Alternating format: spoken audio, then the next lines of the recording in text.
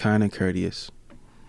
Kind and courteous takes you further than you can imagine. You don't even have to be that good.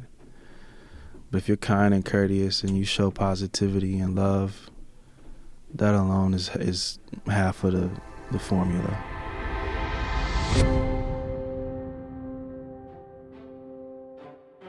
You are now listening to The Gradient Radio, an open space to converse about creativity with creatives. And I am your host, Antonio Knox. And today we have a very special guest. Today, our guest is a man of many talents. Not only is he an artist, he produces and engineers the songs that he writes. Today, our guest is Dewon. Oh, man. What's good, brother? What's up, man? It's an honor, man. I appreciate you having me here, man. Man, I appreciate you coming out and wanting to be a part of this. Absolutely. So, how are you, man? I'm good, man. I can't complain. I'm blessed. I'm grateful. I'm here. Yes. You know, so all is well, man. How about you, bro? How you doing, man? How's Knox doing? Hey, man. Just trying to position myself. Yeah. For the present, but also the future. For the things that are here, but for the things that are coming. Yeah. So I feel like it's a perfect opportunity right now in this space, in this time, to be able to prepare myself for that. So for the people who may not know who Dewon is, could you tell the people? Oh, man. People, I'm still trying to figure it out, honestly. But first, man, I'm a student first. I'm a teacher. I'm a father. I'm a husband. And I'm a creative. Passion for arts, everything arts. Music is my passion. But I just like to create, man. Honestly, and I like to give back and try to pour into others too, through my music, through my songs. But yeah, I am an artist. I do have some music out there, but yeah, man, that's me, man. Honestly, I'm just trying to make it, man. Trying to be a good person. Trying to always become greater. No pun intended.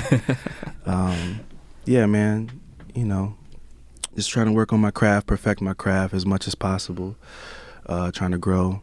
But yeah, that's who I am, man. Yeah. Today. Yeah, today. Yeah. Yeah, ever evolving. Always, man. Tomorrow may be something new, so, yeah, you know, I'm just trying to be open to what's new, you know, and those type of things. So yeah, man.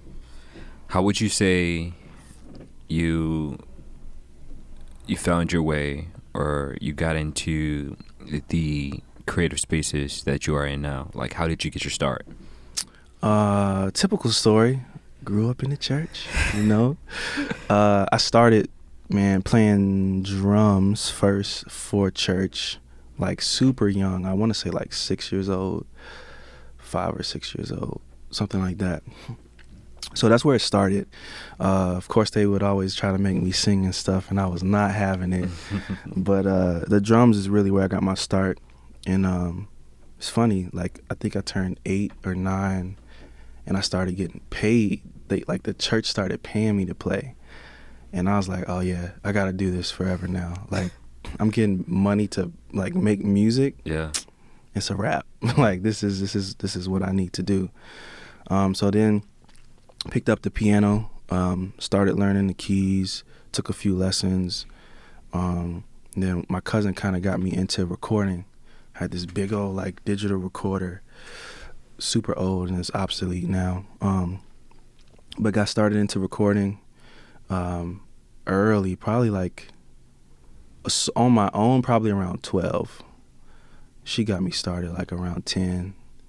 And I was just always like fascinated with like making a song, like one person can make an entire song. And like I just fell in love with that process. So that's kind of how I got started. And from there, I went the sports route, man, because sports was my passion. I knew I was going to play football or basketball. It was kind of leaning more towards football because I'm not, 6'5" or anything like that. I'm a decent height, but it's hard. But football was definitely looking promising. But going into my senior year, I got in this like terrible car accident, and I had some colleges and stuff looking at me. That was going to get my way, like into going to college and like pursuing music as a degree, some form of musical degree. And but I got into this accident, broke my leg. I didn't even play really my senior year, like the biggest year. And so that kind of ended things. And luckily, God had something else for me, because I got a scholarship later on to go to a college to pursue a degree in audio production. And yeah, man, at that point, I knew, like, all right, sports wasn't for me. Like, what's for me is music, audio, sound. Like, that's what I'm here to do, and be creative. So, and then from there, that kind of got me to what I'm doing today. It's just everything sound, audio, and music. So, yeah, man. Before we dive more into the music aspect of your creativity, what position were you playing? Running back and linebacker. Really? Yeah, bro. And it's crazy. I still have the letters, man, from I was going to Clemson. Like, I got the letter. Wow. They was like, we're interested. Let's see how your senior year goes, whatever, boom. And I was like, oh, it's a wrap. I'm going to Clemson. I even, like, had talked to a student that was there that was going to school for, like, audio engineering, too. So I'm like, man, this is dope. Like, I'm already talking to somebody in the field I want to go into. And then, like, it's a very prestigious football college. So that was going to be where I went. I think they wanted me to play defense. They wanted me to play like outside linebacker. But yeah, there was another plan for me. It's funny too, man. The end of my senior year football season, I got a call from another college. Head coach called me, asking me like, man, like how did the year go? Like how was your season? Like, how did it go? He had no idea, like, I didn't really play. They were still interested. And I was just like, oh, man, it went pretty good. We didn't go far, but, it was good. And I'm just thinking, like, man, I haven't even played for real. Like, I don't know, like, what's going to happen. But I knew, like, maybe off of this chance I could get into college, somehow. Like, and then I never heard back. And I was like, oh, man. And now I'm like, it's probably like December, going into the spring of my senior year. And I'm like, all right, what am I about to do? Like, I'm about to be grown, and I got to kind of like figure it out fast. And then thankfully I got that scholarship. So, yeah, man. But yeah, running back and linebacker, bro, I was pretty solid too. I got some highlight tapes. I definitely need to see those tapes. Yeah, bro, I got you. I got you, for sure. I got you. I need to see those tapes. So you touched a little bit about the introduction of your music life with starting with the drums. Yeah. And how that kind of was the gateway to where you are at now. I know for me, like, there was a gateway for me too. Like, I was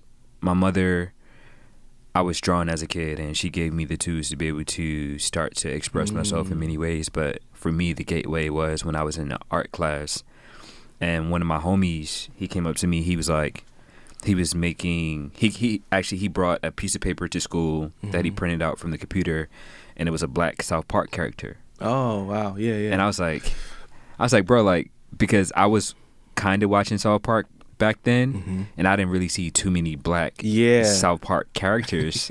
And so I was like, yo, bro, like, what is this? Like, how did you create this? He was like, I got a computer at home, and I have like this software where I just draw on it. And I was like, I didn't know that was a thing. I didn't know people were able to draw on the computer. And he told me like what the program was, and I was like,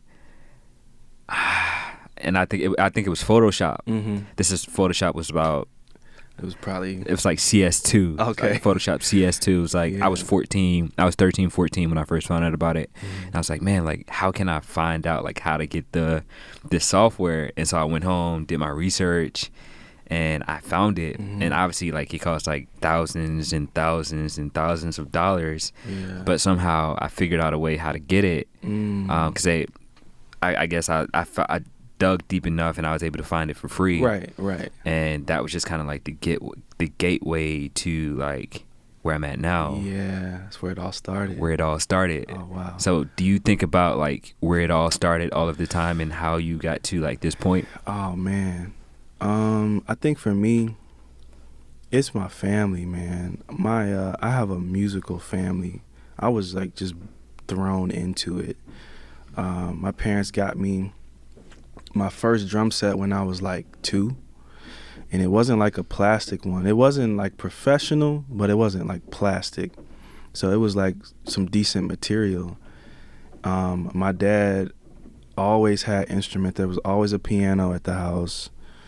Might have been like a bass guitar or something. So I was always like, music was around me.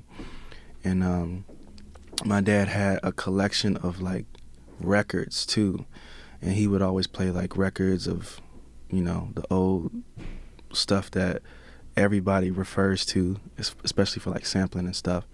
But just so many like great hits. My grandmother, she played piano, and she was an amazing singer. So every time we would go over there, she would like show me some stuff, or, you know, show off a little bit. My uncles, I mean, like literally everybody. I'm not sure like when it clicked. I think when it really clicked though, honestly, is when I started playing music with like other people. Like when I would start jamming out with my cousin, who kind of got me started in recording. Like when I just started playing with her, it was like, oh, this is crazy. Like not only can I can jam by myself, but it's different when you like doing it with another person, and like y'all are literally not knowing at that young age like we're feeding off each other's energy, but that's exactly what it was. Yeah, man, like I think that's really where it like clicked. And then me and one of my good friends, we started playing drums together a lot. And yeah, bro, like that's the part I feel like that really clicked for me, was like playing with other people. And then of course in the church, man, that was big for me too. It was a big part of my like musical journey. Yeah. So yeah. Now I will say, one album that like did it for me, it's crazy to think about. Well, it's 2 albums. It's an album by Steely Dan called Asia. That album, and my dad used to play it. That album was like, oh yeah, I gotta do music. That was the first album. The second one was Robin Thicke, The Evolution of Robin Thicke. That was the second album that did it for me. Was that the album with Lost Without You? Yeah. That album though is like, I don't know, man. It those 2, like, that's where it started for me for real. Like I want to create albums. I want to like really produce music and do the whole thing. So that's where it really like it got me serious. Yeah. So, and that was early, man. I was young, especially the Steely Dan project. That was young. So I knew I wanted to do music from like 6. It was either music or basketball at that time. So yeah, man. So do you think if you were a lot taller, you would have been a ball player? Ooh, Instead of going the route of, football? I don't know, man. I don't know, honestly. I probably would have had a better chance, even with like the car accident thing, because I broke my leg. That's why. But there was enough time for me to recover for basketball season. I played basketball that year, so maybe, who's to say? Like maybe. But at that point, I think my passion had really turned towards music more than like sports, for sure. I mean, I love it still, but it's just more satisfying. And I feel like where I'm at in my journey now, like doing music, like the music that I'm doing now is relatable, because I realize like I'm not the only one going through problems and things. Facts. So, and I'm all about like healing. No pun intended. I'm all about healing and just becoming better and being able to speak about emotions a lot more. And I feel like as a black man, that's not normal at all anyway. But me being able to do it through music opens up like conversation. I don't think I could get that in sports. So I wouldn't be fulfilled like just by playing sports, even if the accident didn't happen and stuff like that. So yeah, I feel like music was always it for me. So yeah, man. Yeah. When did you get to the point when you felt as if like you were a singer, like you wanted to be able to use your voice as an instrument to be able to convey the emotions that you were feeling? Because you spoke about when you were in the church, you didn't want to do that at that point, and you was okay with being a drummer. But when was that transition that you started to become more vocal? Honestly, bro, I like, as crazy as it may sound, I still don't really like singing like that. I mean, I do, but I think now for me, I figured out my lane. I'm not trying to be the greatest singer, you know what I'm saying? Like, but I know what to do for me that works. But for the longest, oh man, like, don't ask me to sing. Like, please don't ask me to sing. But I looked at it like this, like, I have a voice. People like my voice, which is weird still. Thank y'all for liking, but man. And it's like, I noticed the live part of it, like, really, like, took it from me, because, like, I noticed, like, people really, like, listen to me. And that made me, like, tune in more into, like, my writing. Not, because, I mean, if you have, everybody has a voice, but if you're not saying anything, like, it doesn't matter. Yeah. Like, so I've turned more towards my writing, and how I use my voice with the words. So yeah, man. But singing was, dude, I'm still like, I still don't classify myself as a singer. Like, I don't know. It's weird, man. I guess something happened I'm gonna figure it out. Something happened along the lines of my journey where I either got like embarrassed or something from singing, where like it's still with me. Cause I still get like super shy or, nervous or something like that. I'm gonna figure it out. Yeah.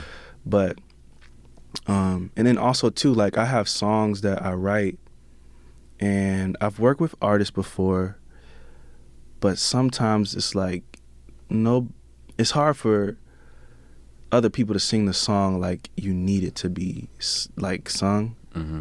So that's really why I do music. I can write for other people, but certain things that are close to me, like the joint I just played you, like I don't think I could give that to anybody. Yeah. You know what I'm saying? Yeah. And so it's like, that's like the main reason. Like I have a voice. Only me can be able to like share this, because it won't be as effective if it came from somebody else. Yeah. Even though it's relatable, but yeah. So like, it's just you know how to convey it the way that you want to express it. Right, and I can really put the emotion behind it. Yeah. Because like it's personal. Yeah. You know, and of course, like as a writer, you know, working with artists, we would talk and we'll figure out the personal that they're going through and write like that. But certain things that I go through, like I just have to do. I have to sing it or rap it, whatever it is. Yeah. So that's kind of my take on like the singing aspect of me. So where did the technical aspect come from? You know, the producing, the engineering, and would you consider writing a technical? Yeah, honestly, I think I'm like this about a lot of things, bro.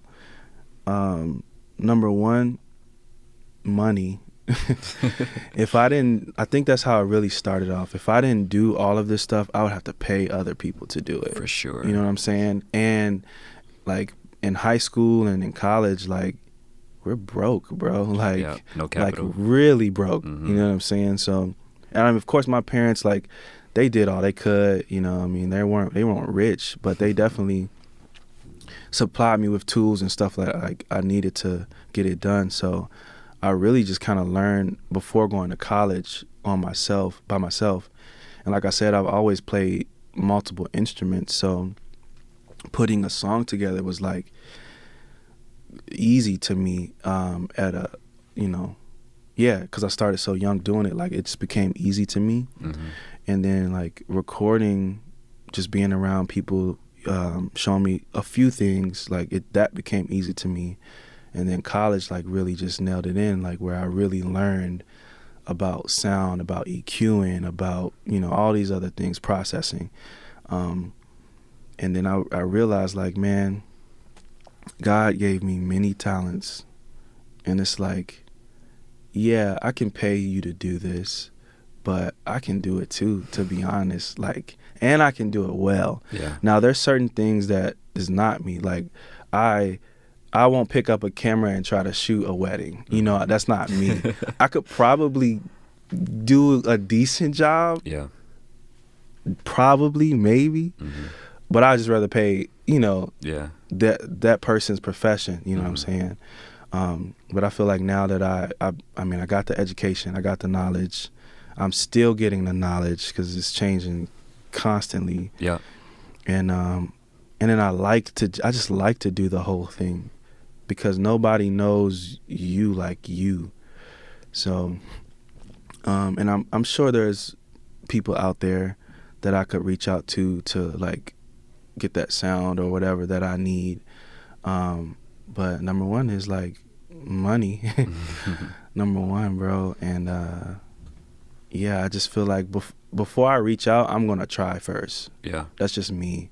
Like I'm gonna try to figure it out first, and then go about, if I need to hire somebody, go about it that way. Yeah. So, I mean, the same thing with me. That's how I became so good with like many different things, just because we didn't necessarily have the capital to be able to hire people to be able to do these things. So, so it was either you don't do it at all, or you figure out a way how to do it. And I think in the long run, it has paid off like so much more dividends by learning than like paying someone, because now going forward, I can do these things not only for myself, for different brands, but like many different clients and companies. Right. And now it just puts me in a better position just to live better. Yeah. Right. No, 100%. And then too, it's like when, say, the time you do hire somebody, you know, like you can talk the language. Yeah. You know what I mean? Yeah. Like there's certain things that you just need to know. And I feel like that's another reason why I just like to try stuff first, familiarize myself with, whatever it is, may be the gear or whatever it may be, just so I can at least be able to have a conversation with the person that I hire. And then that kind of helps that person out too. Yeah. Because it's like, oh man, I can't like BS. Like this guy kind of knows. Facts. He kind of knows my job. Like, and then that just, opens up for them to like, okay, I got to take this project as serious as if it was Nike or, you know what I'm saying? So that's kind of how I look at it. And I feel like that's like a black culture thing. We've never had the money or even like the opportunities to just be like, can you do this for me? Yeah. So, man, we learn how to do this and this and that. And so I feel like a lot of this just come from just that too. Yeah. Not only in the audio world or, my profession, but just life. Yeah. Like maneuvering through life. Like, so. Yeah. Yeah. That's why I feel like, that's why I started the process of like reading so many books, like because like that knowledge is there. Yeah. And to be able to utilize it, but also to give the information to other people so they can utilize it for themselves. Right. And their lives would do so much, because there was a period in time where we would probably get killed for a reading. Oh man. Right. Yeah. And that's another story. Yeah. But but now we are in a position that the information is out there. The internet is super powerful. We can search anything at any time, and to be able to have time to read and to obtain that information and put ourselves in better position, because we didn't have that before. I think it's like super powerful. Yeah. A super powerful thing. And I'm super grateful for this time that we are in, like right now, because we can better position ourselves as we have been doing. Right. As been doing, even though we didn't have the capital to be able to allow someone else to do it for us, because we had to take the time to be able to learn it and put ourselves in position. It's much more beneficial to us going forward. Yeah. Yeah, that's incredible. No, that's right, man. Yeah, I applaud you too on the books, man. Like we were talking, like I definitely want to make that cool. You know what I'm saying? Because you're right, bro. Everything is in a book.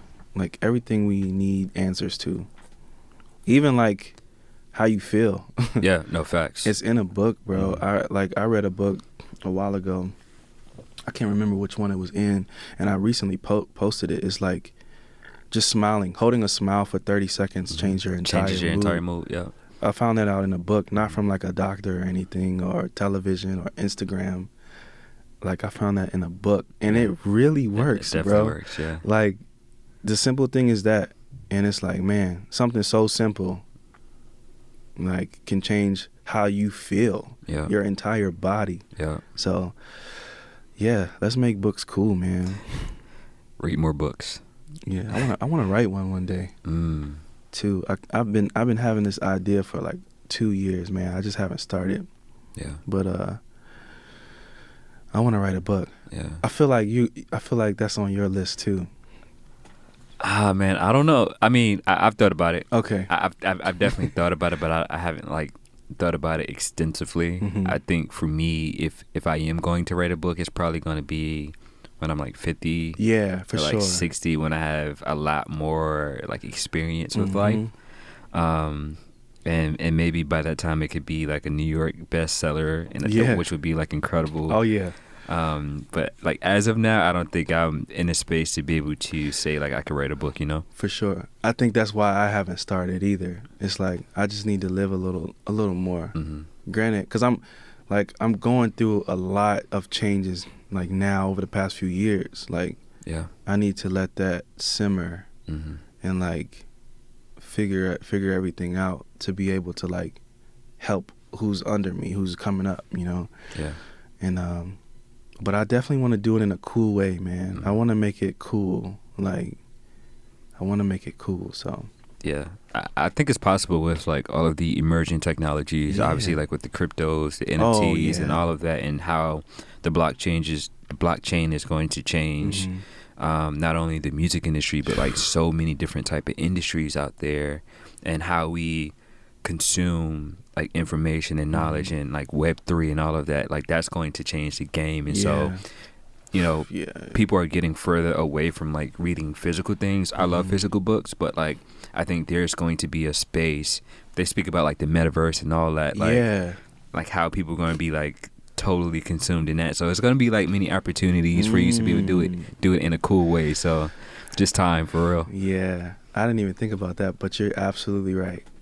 Yeah, it's coming. Yeah, it's coming for sure. Yeah, yeah. I mean, we are born in this time for a particular reason. Like if we weren't supposed to be born in this time, we wouldn't be born in this time. We probably would have been born like later. Yeah, true. Or before. But like this is the time that we have right now, and so we have a purpose right now to be able to fulfill many different things and take advantage of the things that are around us. And so, you know, some people take advantage of it, some people don't. And I believe like when the time comes, you will take advantage of that opportunity. Absolutely. Yeah. I'll probably be hitting you up about it too.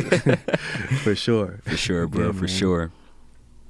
So I know it took many years for you to really find a sound for yourself.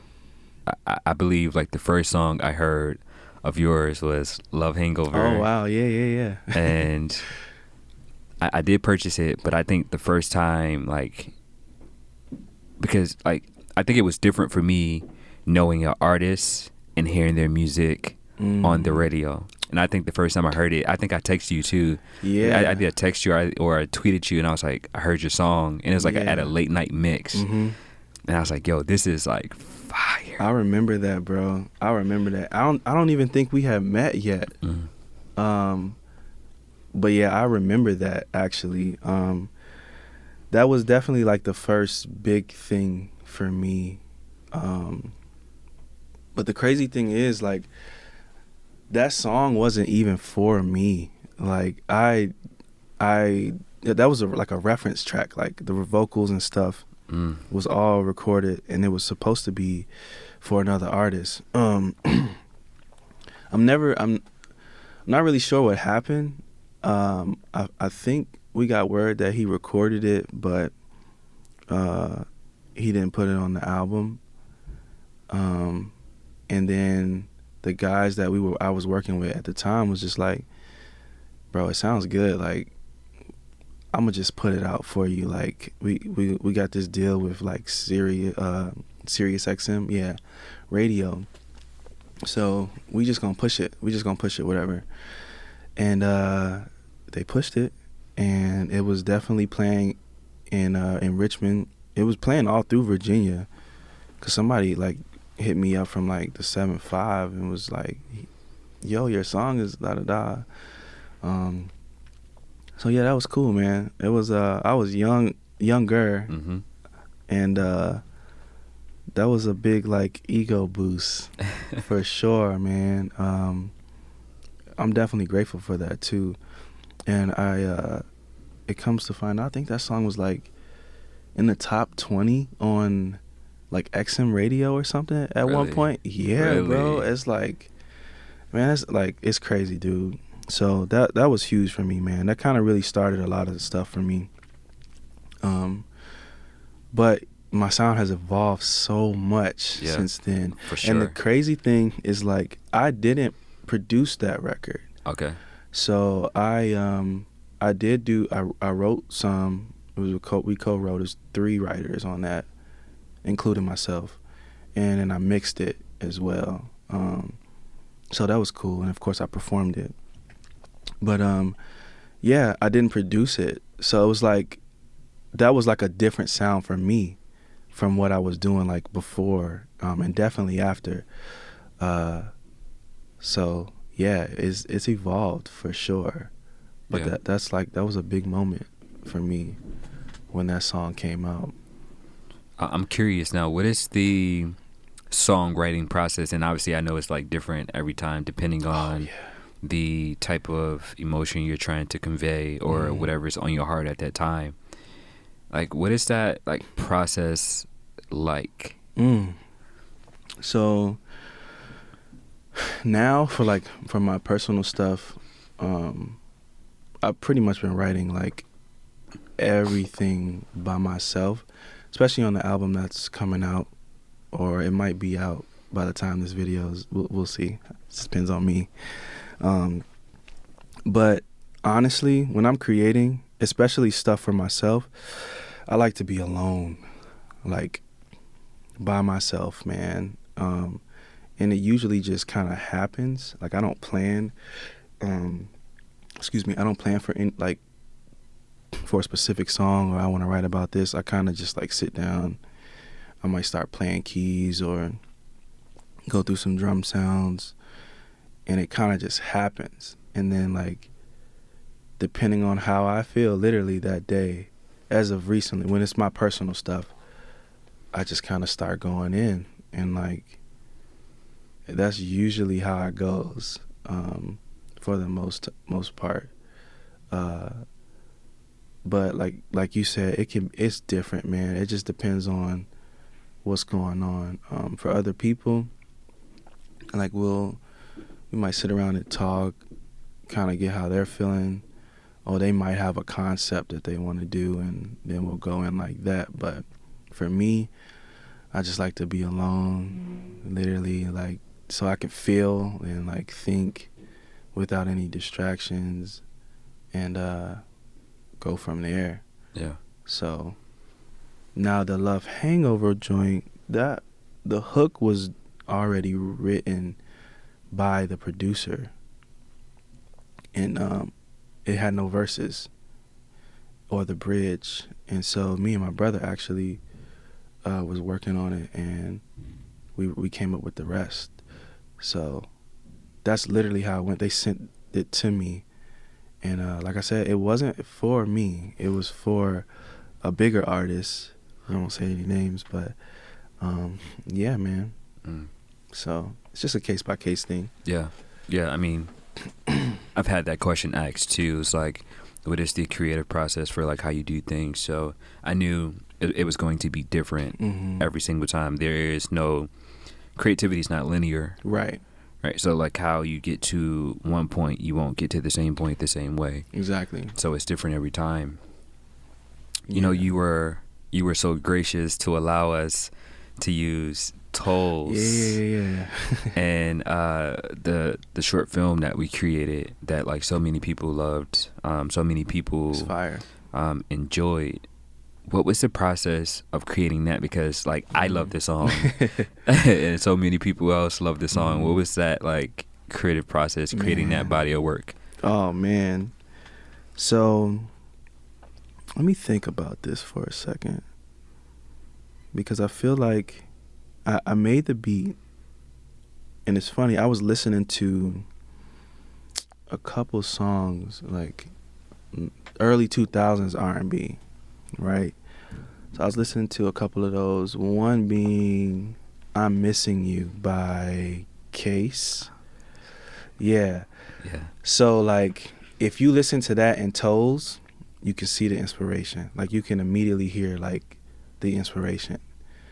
And so I was like, man, I love this vibe. Like I need to make something like this. And so I started making a track. And then I literally like started singing the first verse. Yeah, like the first couple lines just came quick. And I was like, oh, this is fire, bro. Like I knew, like there's certain things that you do that you just know. You just know. It's like, all right, this joint is it. And then there's some that's like, yo, this is cool. You know what I'm saying? But like that one, I was like, this is fire. And so I like played it for my wife, whatever. And I was like, how can I tie this into the album? Because it has to be on the album. It's like too fire.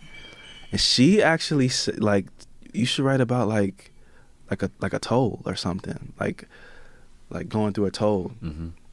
And I was like, I could play on that word, like how something is like taking like a toll on you, you know, like the play on a word type thing. So that's how that came about. Literally, as soon as she said that, I was like, oh, boom. The rest of the song was done in like an hour or so. Really? Yeah. It's just like special moments like that you can't really explain. It just like click, you know? And for that record, that's literally how it happened. Yeah. And yeah, that's one of my favorite songs for sure. Yeah. It's like I said, I was trying to achieve like the early 2000s R&B vibe, and I feel like that type of stuff is just like timeless.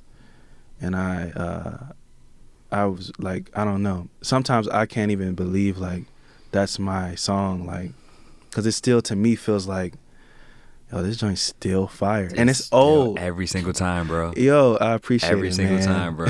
And I'm just like, it's crazy. Like that doesn't happen like often. Mm-hmm. And like it's funny, my son will request it like, Toes, I think he was on the phone. Yeah. He's like, Toes, Dewon, whatever. I'm like, oh man. So that's when I really knew. I was like, all right, it's a hit, bro. Yeah. You asking for it, yeah, it's a hit. Yeah. So yeah, that's how that one went, man. And it was a special thing. Yeah. Very special. Yeah.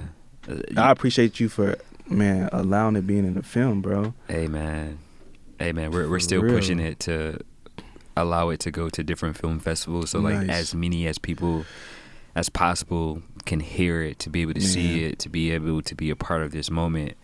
That scene wouldn't be the same without the song. Like I'm telling you, like, so when we would do like the screenings, I would have the remote in my hand, and every time that scene came on, I would turn it up because it sounds crazy. The mixing and the engineering, I think I told you that too. I was like, the mixing and the engineering sounds so amazing. Man. It's incredible, bro. Thank you, man.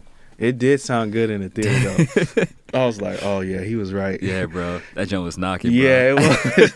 I was like, okay, I see what he's saying. Yeah. No, I appreciate it, man. But it comes, just comes from learning, bro. Honestly, always learning.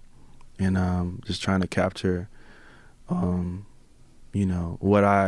vision was, just trying to put it out the best way I could. So, yeah, I appreciate it, man. That scene is dope. Yeah. People have been hitting me up too about it.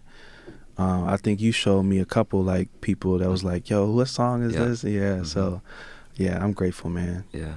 Hey man, that was your work, bro. Man. So you spoke about having a family, right? You have a wife, you have a son. Yeah. And you had a wedding, and I don't know if it was the day of or the day before you dropped this song. Oh yeah, it was. Or probably like right before like everything happened. It was something like that. Yeah. It was either the day before or the day of. It was something like that. Yeah. How is creating a song like that to commemorate a moment, but also to show your love for someone? Yeah. Oh man. Whew. So that song like has been in the works for a while, like a long time, man. And I knew, like, well, we both knew like it had to be in the wedding, like for something. And I was fortunate enough to have the violinist there too. Yep. I actually got her to play on the record. So she's actually playing on the record that's out. So it was just a beautiful thing, man. And I always, like, I started writing it even before I met her. Like, started it, but it was never finished. And it's funny because, like, I finished it. I could finish it probably the year before we got engaged. It was like, I could finish this record now because I know, like, who it's for. And yeah, man, that's just a special song. Like, it's a timeless thing, man. And those words are just like forever be like how I feel too, and how she feels. We sing it to each other every time it comes on. We have a little moment. So yeah, man. And I definitely wanted to share it with the world too. Like, I didn't want it to just have it for our wedding, because I wanted people to know like this is genuine love, like, and you know, hopefully it shows. We're not really on social media too much, but yeah, you know, like, we really have something so special, man. Honestly, like, my best friend, like, that's my dog, you know what I'm saying, like, and that's my lover too. So it's like everything I could ever need, you know what I mean? So just being able to share that is special for sure. Yeah, that's beautiful. I mean, y'all, the two of you are a beautiful couple. Thank you, man. You know, it was a pleasure to be able to capture the moment. You killed it, bro. At the wedding, and it was a beautiful place to be. So you played me a record. Yeah. You played me a record that's about to come out soon, whenever this ever drops, or it's probably out right now. Yeah, it's probably gonna be out. It's probably out. And you know, you spoke about like how, from the Black perspective, men don't really have a space to be emotional or vulnerable earlier. And on that track, you were really super expressive about the things that you've been experiencing or have experienced within like these last couple months or this last past year. Could you speak a little bit more to that? Yeah, man. Oh man, let's see where to start. So, I mean, the record, like I was telling you, man, I was just coming home from church one day, like a while ago, and I found a sound, you know, was going through some sound, and I started making like the track, and then the words just literally just came to me. The song was done so quickly, bro. That was another one that was just like, it was kind of me like venting, you know what I'm saying? Without having to physically do it to a person, even though me and my wife talked about stuff a lot, you know, but it's still kind of weird just because as a man to be able to like speak on like being hurt, you know what I'm saying? Because I'm a man, you're supposed to be, you know what I mean? Like all the time. Nah, that's what's expected. Exactly. So it's tough to like express you being hurt without being aggressive, because a lot of times I know men will turn to like aggression out of hurt. And the record, like, I probably could have been negative and nasty. I wasn't. I was just speaking like literally how I felt and trying to, you know, be open to the fact like I'm okay with change. Like, I know what has been for years, like, and even though stuff had happened on like a big day in my life, the biggest day, one of the biggest days in my life, probably the biggest day of my life, because that was a union, you know what I'm saying? Yeah. So just being able to be open and speak about it, felt like it was just therapeutic, man, honestly. And being okay with letting things go, like that was also like my release, like for so many months or whatever weeks, like that like really had a hold on like me and my family. And it was tough, bro. I'm not gonna even lie, it was tough, man. A lot of relationships that are no longer relationships, not only from like friends but even family too. Like, planning a wedding, man, is like the most stressful thing in the world. And you kind of certain people you just like know will show up. And granted, a lot of people showed up, but a lot of people didn't show up. And a lot of people that so-called showed up aren't here anymore. You know what I mean? So it's just like a drastic change, a lot of drastic changes in a short period of time. So being able to like really talk about that and, you know, get it off my chest was like therapy. And like I haven't talked to these people like yet. And honestly, I don't know if I ever will. Maybe, like, but hopefully the way I did this record will like potentially maybe open their eyes to like how I felt or how, you know, like we felt, because I don't think I ever had a chance to express how I felt about certain situations that happened. So, you know, maybe it will open up for a conversation. And like, I think I was talking about it earlier, like that's the biggest thing I want to do in my music is like be able to make people think and be like, oh man, maybe we need to have a conversation. Or even if it's not with me, maybe you need to have a conversation with whoever, you know what I mean? Yeah. So yeah, I think that was the goal for this record. I honestly didn't know if I was going to ever put it out, but it just made sense to me because moving forward, man, like I really just want to be about love and positivity and healing, literally, going forward. So, but in order for me to do that, I have to speak about the things that are uncomfortable, that can be uncomfortable. Yeah.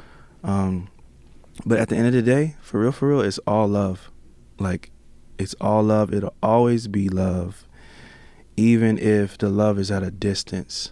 Like, you know, so I think I said, like, I wish you well in the song. Like, I really meant that stuff, but, like, it's cool. You know what I mean? Like, I'm cool. Hopefully you're cool. And that's it. Like, it's all love. It's all love. It's all love, man. That's what it's all about, to be honest. Yeah. You know, I feel like it's a lot of pressure, too, on people thinking, like, people don't know how to love from a distance either. Like, I was talking to somebody about, like, how you have, like, high school friends, right? And then when you grow up, it's like you feel like you have to be, like, still tight with them. But, bro, like, life is so crazy. Like, you could be on two totally different things, man. And it's okay. Like, you got to, like, really understand, like, it's okay. Yeah. Like, if you're a genuine person, like, it's okay that we're not on the same path anymore. Mm-hmm. You know, it doesn't make you better than me. It doesn't make me better than you. It's like we're just on two different paths right now. And, like, hey, I'm always here. Like, it's like I said, I'm always here. It's all love. But, like, I got to take care of what's over here. And you got to do what you got to do. Yeah. And it's cool. So, yeah, man. Yeah. You know, that saying, people are here for a season. Yeah. You know, and you spoke about the analogy for your high school friends. Mm-hmm. And that was like one of the things that, like, I thought about, like, coming straight out of high school. It's like you meet these people, you are with these people for 4 years, and then you kind of like go your own way. Yeah. You go in your own way. You start to go on your own journey, and you try to keep connected with these people, but then it's like life just happens, and to be able to not have any ill will for these people, to still love these people in a different way, it takes so much power to be able to do that. And, you know, as you change, as they change, things change in life. That's just a part of the journey. It is, man. It's a part of the journey. Thank you for, like, expressing what you expressed, and, you know, I know how that was, like, on your heart, and all of that. And thank you for taking the time to elaborate on that. For sure, bro. Thank you, man. I appreciate you. So what's next? So, an album is next for sure. Now, depending on when this comes out, it may be out. I doubt it's gonna be out. But I'm shooting for like the end of February. Yeah. Okay. Yeah. I want to say. Yeah, I'm thinking about dropping season 2 like around that time. So, Okay. Yeah. So yeah, it'll be the album. So pretty much, majority of the songs that I've been releasing, is going to be on the album. The album is called Ways. Crazy enough, I've been working on this album for like 5 years, man. Like, I think I released another album while working on this album. Wow. I believe, yeah. It's been a long time. And it's funny, like, the sound has changed completely from when I started. But I've been through life too. Like, the reason it's called Ways is it's based off of like the journey of life and all the things that I've experienced so far. And I'm pretty sure other people have experienced too, or will, or has in the past. Each title of a song, it has to do with travel. It's crazy because I think I had the idea before I called it Ways was to like make a album about like road signs. And so that's kind of where it all started, because it's just, for me, it was just easy to do. Like, life is a journey. So like everything makes sense. So like I have songs, of course, Tolls is going to be on there. I have a song called Intersection, One Way, Navigate, I believe is going to be on there. We'll see. A few others. I have a song called DUI on there. That's probably my favorite song on the project, above Tolls, shockingly. I have a song titled Danger. But yeah, just all about like travel and the things that you can see or come across while you're traveling in life or on the road, you know what I'm saying? So it's like a play on all of that. Yeah. So yeah, it's real deep, man. It's like, I don't think anybody will be expecting this. I honestly don't even know like the genre I'm gonna place it in yet, because it's so different from like what my albums or EPs in the past. So it's gonna be interesting, man. Yeah. I'm absolutely looking forward to it. I love your music. Man. I'm a fan. Thank you, bro. And I see and now understanding like what it takes, what you put behind it, and I've always felt like what you put into your music, but to be able to hear the process, to understand that it's coming from a place within you deep down inside, makes it much more relatable, because like you're trying to like relate to other people, but it's coming from you too. Right. At the same time, you've been through these experiences, and so that makes it even much more real. Yeah. Hey, bro, like I'm looking forward to it. Man, I'm excited, bro. I'm really excited for people to hear it, man, because it's a different me, you know. It's a new me for sure from the old stuff. But it's better, man. It's so much better. I've gotten so much better, man. Especially with like the writing process, man. Like really being able to talk about how I feel. So I'm excited to share it for sure. Yeah. So, looking forward to it. Absolutely. So, what is something that you would leave to people based off of your experiences? Typically, we like to have this moment for the subject to drop a gem to be able to be left with people. What would be that gem that you would leave people or that person looking forward to getting into like this particular career, going down this route of not really understanding or not really seeing the whole spectrum and lane and stuff like that. The creative journey, what would you give? What would be that gem for that you would leave people? Okay. There's a couple things, man. Honestly, number one is to always be a student first, especially starting out. You gotta always be a student. Soak up as much as possible. Number two, though, like the biggest one for me as of lately is like stop listening to everybody. Like, you can't listen to everybody. Trust yourself. I'll explain for me, I was asking a bunch of people like how I should go about releasing a project or, and after every conversation, it was all love, but I didn't feel good. Like, it didn't feel good to me.